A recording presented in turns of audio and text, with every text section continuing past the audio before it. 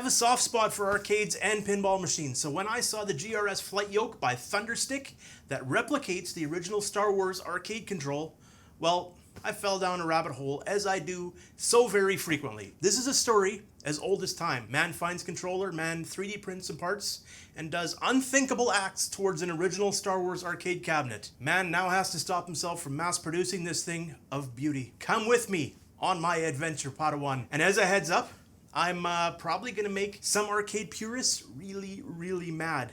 Let's do this.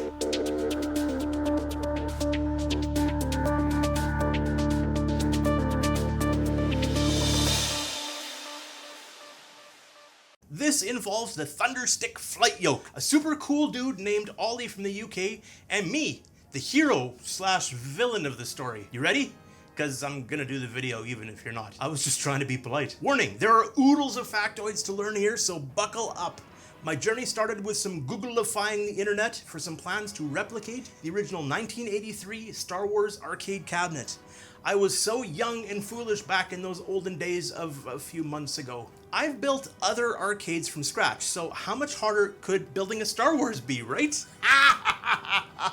So it's complicated. To use a technical term, it is uber complicated. Turns out Star Wars has a fully 3D molded bezel with fake pistons and funky doodle angles all over the place. Fine, thought I. This is where I can let one of my 3D printers shine and I'll replicate it. Trouble is, without having a 3D molded bezel in front of me, using photos and existing files that I found online, I started producing a lot of plastic, but not knowing exactly where it goes to make it look exactly like the 1983 arcade version. The Flight Yoke on its way at this point, I was beginning to lose some sleep. I could look at the little one-up machines and see if they tried to replicate the bezel, and they very much did not. Fine. I had decided at that point to use a local company to precision cut the designs I have for the original cabinet and went to see someone that might be able to help with some arcade parts. Plus, he was already helping me test the Gottlieb System 1 Solar Ride pinball board, and whilst perusing his storage room, what did I see behind some broken arcade cabinets? Dang right, I saw an original upright Star Wars arcade cabinet, in very rough shape, mind you, with entire sections broken out and Rygar joysticks and buttons where the Flight Yoke was supposed to be, but it not only had the artwork already in place, but it had an unbroken bezel. That's the bit that goes around the screen. It also had the original control panel inside the cabinet, with a broken Flight Yoke, but decals, again, intact on everything else. So after an exchange of some funds, the scratch build was cancelled and I was once again on my way. A fair amount of elbow grease later, boards were back where they belonged and it was starting to look like a proper Star Wars arcade cabinet again. Sure, I almost dropped the heavy and dead CRT screen on my wife's foot, but let's not go there. Speaking of though, let's talk monitors. The original Star Wars arcade used a vector monitor. If you don't know what that is, just imagine crazy deep blacks and glowing bright lines. Intense contrast. This is where I'm going to start making some people angry at me. I was not going to use a vector monitor. I wasn't even going to use a CRT monitor. Suck it. I was going to use an LED monitor. Now, for those of you still listening and not swearing at your screen, here's the quick and dirty on LCD monitors. And yes, I fully expect viewers to correct me and go into much more detail, but seeing as I don't want anyone to fall asleep watching this, here is the quick difference between an LCD and an LED. An LCD is edge-lit. The light is emitted from the four edges of the screen, shining towards the center. Through what can only be described as magic, the liquid crystals light up the bits in the colors they're meant to. But LCDs struggle with true black because the screen is always lit at least a little bit. Now, I've spoken in more depth on this in some of my VR hardware reviews, but I don't want to go too far off topic. Whereas LED monitors light up directly from behind. So think of old school light brights, but ever so slightly more complicated. Because of this, they can light up very small sections of the screen, allowing much deeper blacks and higher contrast, which, if you're following along, is just what I was looking to do. Also, if you think I'm going to explain OLED, you have got another thing coming. This is already going to be a long video, so again, let's just keep this moving. But here's the next issue. The original monitor was 19-inch, measured as screens are from corner to diagonal corner. It was also much closer to a 4:3 aspect ratio. Guess how hard it is, or expensive it would be to try to get a monitor that is the same size and dimensions. The trouble with using widescreen monitors is they lose the height of the screen even when you go bigger. So to get as close as I could, I picked up a 27-inch LED, which finally gets very close to the right height of the original 19. I don't care about the width, as I can adjust the resolution and hide the rest behind the super cool bezel that's going over top of it anyway. This is where the next part may make some people mad. You see, upon opening the newly arrived 27-inch LED with the crazy deep blacks, I discovered the width of the screen with a basically non-existent frame was 24 inches. Lucky for me, the inside of the Star Wars cabinet is 23 3/4 inches. Take your time and do the math. The cabinet is 3/4 inch particle board, which meant that I would have to cut grooves into each side 1/8 of an inch thick for me to get the LED to fit. Plus, the grooves would have to run right to the back of the cabinet, or one side would have to be deeper so I could drop it in and then recenter it or bend the screen. And don't think that that didn't go through my mind. Grooves it was. I'm not going to bore you with the details, but it was the devil making everything fit perfectly. But in the end, it did fit perfectly. I also had to trim just a little bit of the bezel on the underside since it was sitting on the screen instead of above. But that's a secret that only I know. Well, now maybe you do as well, but who are you going to tell? And no one's gonna believe you. I disassembled the old broken flight yoke and installed the new Thunderstick replacement, which I would now like to discuss in further detail. The size is, as near as I can tell, 100% identical. The movement and steering feel the exact same to the naked hand, but the bonus of the Thunderstick GRS yoke is its versatility. You see, I'm running emulators in this cabinet. Wait, you'll see why shortly. I need a USB connection, which this provides. It also provides an original connector if I had the original board and game and just wanted to swap out the broken yoke. Or if you want to swap out your arcade 1-up, this has connections for that as well. The only difference I could see comparing directly to the original side by side was since they did not pay Atari for the logo on the decal, it's missing that one tiny detail. But if that really bugged you, there are aftermarket decals that you can order to stick onto this yoke. The weight, the sturdiness, no question, this is a quality build. Well, and this one wasn't missing any buttons like my original. Bonus! I should also mention the triggers are way more clicky than the original.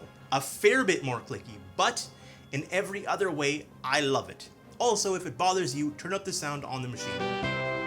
For your health. That's gotta have been the hard part, right? I mean, of course, you need a PC to run the emulator, and sure, I went a little more complex since I not only wanted to run the original Star Wars, but Empire Strikes Back, Return of the Jedi, Star Wars Trilogy, and of course, Star Wars Battle Pod on this machine. But I am not going to bore you with those details of all the settings of the multiple emulators and the front end that would take a long time. And it's boring. You know what I didn't think would be complicated? The marquee. Number one, the original Star Wars cabinet had a wraparound marquee. That means they used a textured decal, kind of like what was used on old control panels, but wrapped around the top of the marquee holder bit all the way around the front and tucks in underneath in the bottom and the back. So in case you're new to arcades, that is very much not the norm. The norm is a piece of translite that is held behind a piece of plexiglass that has a light shining through it. That's simple. No complications, no fear of cracking, no issues with installing. You just cut to size and fit. Ta-da! Number two, one of the pieces of my found arcade cabinet that was broken to bits was, you guessed it, the marquee holder. Fine, I could and did rebuild that. I ordered glass, or more specifically, plexiglass to fit into the slot, and then it was off to find someone who could replicate this funky doodle marquee. Complication numero tres. Reading online from the companies that do reproduce these marquees, I read again and again how there were issues with it cracking over time, as it bends around multiple corners, so the marquee was not going to be cheap no matter where I went. But I was not willing to go through all of that work and then see a cracked marquee every time I looked at my cabinet. Now, I can't speak for any other companies, but through forums I was reading about how some looked bad without light shining through them, some looked bad with light shining through them, and nearly all cracked within 6 months to a year after install. Let me introduce you to Ollie at Arcade Art Shop. He said the originals were printed on polycarbonate, which splits most of the time. It's just the nature of the material when combined with ink, with heat, with stretching. So he prints on a thinner textured vinyl. So although they won't split, they are not as sturdy as the original ones. It's not thin, to be clear, but it is not as thick as the original material. Now I'm trying to imagine a scenario where someone hits my marquee hard enough to go through the plexiglass behind it, and I'm feeling pretty safe. It looks amazing. The way the LED light bar I installed behind it shines through, you'd never know it wasn't original. Highly recommended. And compared to a standard Star Wars marquee, it's not even close. It is so much cooler. So let's go back to the GRS Flight Yoke. Now, I needed a little help configuring the Thunderstick. That's what she said. But the support from Thunderstick themselves was amazing. They were quick to respond to any and all of my questions, and even so far as pointing me to locations within MAME to make tweaks. There's nothing about this Flight Yoke that feels cheaply made. It feels tough and ready to take on the Empire for a long, long time. And again, I can say that holding both. Also, the GRS Flight Yoke has two little hidden buttons underneath the front, and I've assigned one of them as a credits button, and the other one takes you back to the game select screen. I know, right? Humble and genius. Miscellaneous stuff I haven't mentioned: the LED light bar to light up the marquee. As it's LED, it should never get super hot, and the marquee should look great forever. Logitech Z333 speakers with subwoofer installed, so it sounds way better than the original. The Z333 or Z333 even has a volume knob on a wire that I have accessible through the coin door. I installed a power button in the coin door as well for now. I still have to decide if that's going to be a permanent home for it or if I'll hide it somewhere else. I used Technoparrot for Star Wars Battle Pod, and oh, freaking MAME. I should really quickly discuss this. Vector games by default look like garbage on MAME. If you're not familiar with MAME, it stands for a multiple arcade machine emulator, and it uses the actual arcade ROMs to run the games that you play. Anyway, no matter what kind of screen you use, vector graphics look like garbage by default. There is, however, a workaround. Now, newer versions of MAME have a vector.ini file that can be adjusted to do a better job of replicating the visuals. Is it exactly the same? No. Is it way closer? Very, very much yes. I'll post a link to my vector file settings if anyone wants to try them out on your own, but I also use the custom version of Advanced MAME because I don't like those little nag screens. Press OK to continue. Come on now, let's not be ridiculous. And that's it. You have no idea how much I had to fight installing small LCD screens around the bezel to replace the sticker fake screens, or installing dedicated throttles, actual blinking lights instead of the decals, but I didn't. Black lights and glowing buttons? No. I guess I have a little bit of self-control, unless I were to do it again. Or if I did the sit-down full cockpit model. I digress. That is it. That's my story. I think the GRS Flight Yoke is fantastic. I think Ollie at Arcade Art Shop is amazing and makes great products. I think there's a good chance I am slightly cuckoo bananas, and I will probably get myself involved in another project that is going to be more complicated than I expect. Did I mention the Thunderstick folks have a replica Tron controller? If you liked this video, click the like button. It helps it show up on more of the YouTubes for other people looking. Share if you know someone who might get a kick out of this or learn something. And subscribe if you want to know when I put out another video. Thank you so much for watching. Take care, and perhaps we will talk again soon. See ya.